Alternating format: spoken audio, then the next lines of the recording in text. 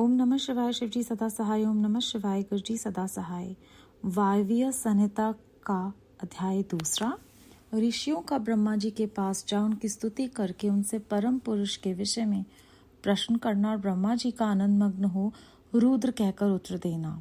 सूत जी कहते हैं, महर्षियों, पहले अनेक कल्पों के बारंबार बीतने पर सुदीर्घ काल के पश्चात जब ये वर्तमान कल्प उपस्थित हुआ और सृष्टि का कार्य आरंभ हुआ, जब जीविका का साधक कर्म, कृषि, गोरक्षा और वाणिज्य की प्रतिष्ठा हुई तथा प्रजा वर्ग के लोग सजग एवं सचेत हो गए, तब 6 कुलों में उत्पन्न हुए महर्षियों में परस्पर बहस छिड़ गई, ये परब्रह्म है या नहीं है।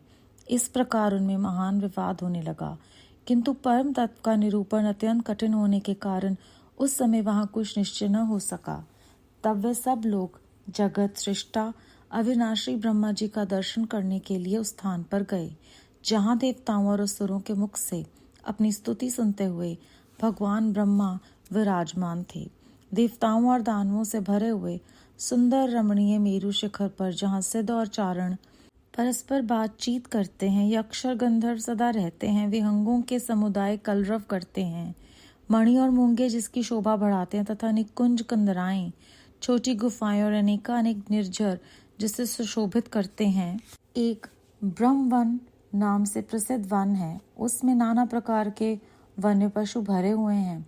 उसकी लंबाई 100 योजन और चौड़ाई 10 योजन की है। उसके भीतर एक रमणीय सरोवर है जो सुस्वादु निर्मल जल से भरा रहता है। वहां के रमणीय पुष्पित वृक्षों पर मत वाले भौरे छाए रहते हैं। उस वन में एक मनोहर एवं विशाल नगर है जो प्रातःकाल के सूर्य की भांति प्रकाशित होता रहता है। वहां धूर्धर्ष शक्ति से युक्त बलाभिमानी दैत्य, दानव तथा राक्षसों का निवास है। वह नगर तपाए हुए स्वर्ण का बना जान पड़ता है। उसकी 4 दीवारियां और सदर फाटक बहुत ऊंचे हैं। छोटे बुर्जों, ढालू छतों, आवास स्थानों तथा सैकड़ों गलियों से उस नगर की बड़ी शोभा है। वह विचित्र बहुमूल्य मणियों से आकाश को चूमता सा प्रतीत होता है तथा कई करोड़ विशाल भवनों से अलंकृत है। उस नगर में प्रजापति ब्रह्मा अपने सभासदों के साथ निवास करते हैं। वहां जाकर उन मुनियों ने साक्षात लोक पितामह ब्रह्मा जी को देखा। देव ऋषियों के समुदाय उनकी सेवा में बैठे थे। उनकी अंगकांति शुद्ध स्वर्ण के समान थी। वे सब आभूषणों से विभूषित थे। उनका मुख प्रसन्न था, उससे सौभाग्य भाव प्रकट होता था। उनके नेत्र कमल दल के समान विशाल थे। दिव्य कांति से संपन्न, दिव्य गंध एवं अनुलेपन से चर्चित, दिव्य श्वेत वस्त्रों से सुशोभित तथा दिव्य मालाओं से विभूषित ब्रह्मा जी के चरणविंदों की वंदना सुरेंद्र, असुरेंद्र तथा योगेंद्र भी करते थे। जैसे प्रभा दिवाकर की सेवा करती है, उसी प्रकार समस्त शुभ लक्षणों से युक्त साक्षात सरस्वती देवी हाथ में चंवर उनकी सेवा कर रही थी। इससे उनकी बड़ी शोभा हो रही थी। ब्रह्मा जी का दर्शन करके उन सभी महर्षियों के मुख और नेत्र खिल उठे। उन्होंने मस्तक पर अंजलि बांध उन सुरश्रेष्ठ की स्तुति की। ऋषि बोले, संसार की सृष्टि, पालन और संहार के हेतु 3 रूप धारण करने वाले आप पुराण पुरुष परमात्मा ब्रह्मा को नमस्कार है। प्रकृति जिनका शरीर है, जो प्रकृति में शोभ उत्पन्न करने वाले हैं तथा प्रकृति के रूप में 23 विकारों से युक्त होने पर भी जो वास्तव में निर्विकार हैं, उन ब्रह्मदेव को नमस्कार है।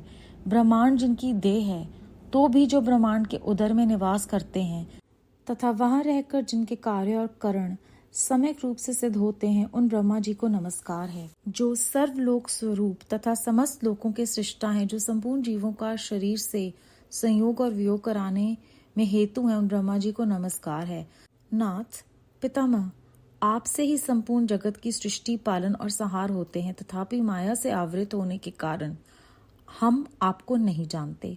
सूत जी कहते हैं, उन महाभाग महर्षियों के इस प्रकार स्तुति करने पर ब्रह्मा जी उन मुनियों को आह्लाद प्रदान करते हुए गंभीर वाणी में इस प्रकार बोले। ब्रह्मा जी ने कहा, महान सत्व गुणों से संपन्न महाभाग महातेजस्वी महर्षियों, तुम सब लोग एक साथ यहाँ किस लिए आए हो? ब्रह्मा जी के इस प्रकार पूछने पर ब्रह्मवेताओं में श्रेष्ठ उन सभी मुनियों ने हाथ जोड़ विनम्र भरी वाणी में कहा। मुनि बोले, भगवान, हम लोग अज्ञान के महान अंधकार से आवृत हो खिन्न हो रहे हैं। परस्पर विवाद करते हुए हमें परम तत्व का साक्षात्कार नहीं हो रहा है। आप संपूर्ण जगत के धारण पोषण करने वाले तथा समस्त कारणों के भी कारण हैं नाथ। यहाँ कोई वस्तु नहीं है जो आपको विदित न हो। कौन ऐसा पुरुष है जो संपूर्ण जीवों से पुरातन, अंतर्यामी, उत्कृष्ट, विशुद्ध, परिपूर्ण एवं सनातन परमेश्वर है? कौन अपने अद्भुत क्रियाकलाप द्वारा सबसे प्रथम संसार की सृष्टि करता है? महाप्राज्ञ, हमारे संदेह का निवारण करने के लिए आप हमें परमार्थ तत्व का उपदेश दें। मुनियों के इस प्रकार पूछने पर ब्रह्मा जी के नेत्र आश्चर्य से खिल उठे। वे देवताओं, दानवों और मुनियों के निकट खड़े हो गए और चिरकाल तक ध्यान मग्न हो रुद्र ऐसा कहते हुए आनंद विभोर हो गए। उनका सारा शरीर पुलकित हो उठा और वे हाथ जोड़कर बोले। अध्याय 2 समाप्त। इस अध्याय में हमने जाना कि माया से मोहित होकर ऋषियों में परस्पर बहस छिड़ गई। ये परब्रह्म है और ये नहीं है। ऐसा महान विवाद जब हुआ और वो किसी निर्णय पर नहीं पहुंच पाए तो उन्होंने ये निश्चय किया कि वे सब लोग जगत सृष्टा अविनाशी ब्रह्मा जी का दर्शन करने के लिए जाएंगे, जो बहुत ही सुंदर स्थान है। उसका विस्तार पूर्वक इस अध्याय में विवरण दिया गया है। इतनी खूबसूरती से इसे लिखा गया है कि हम मानो वहीं भ्रमण कर रहे हों। जब वो पितामह ब्रह्मा के पास जाते हैं तो वो कहते हैं कि प्रकृति आपका शरीर है और प्रकृति में आप ही शोभ उत्पन्न करने वाले हैं और प्रकृति रूप में 23 विकारों से युक्त होने पर भी आप निर्विकार हैं और वहाँ रहकर जिनके कार्य और कारण सम्यक रूप से सिद्ध होते हैं, आप वही ब्रह्मा जी हैं। माया के वश में होकर हम आपको नहीं जानते। ब्रह्मा जी ने जब अपनी इस प्रकार स्तुति सुनी तो उन्होंने पूछा कि तुम सब लोग यहाँ क्यों आए हो? तो मुनियों ने कहा कि हम अज्ञान के अंधकार में विवाद में फंस गए हैं और हमें परम तत्व का साक्षात्कार नहीं हो रहा। जब उन्होंने ये सुना तो ब्रह्मा जी बहुत खुश हो गए और उन्होंने फिर उनको परम तत्व के रूप में भगवान शिव की महत्ता का प्रतिपादन किया, जो कि हम अगले अध्याय में सुनेंगे। और ये भी समझाया कि उनकी ही कृपा है जो सब साधनों का फल मिलता है और फिर वो उनकी आज्ञा से नैमी शरणाय में जाते हैं। बेअंत शुक्राना गुरु जी महाराज। ओम नमः शिवाय। शिव जी सदा सहाय। ओम नमः शिवाय। गुरु जी सदा सहाय।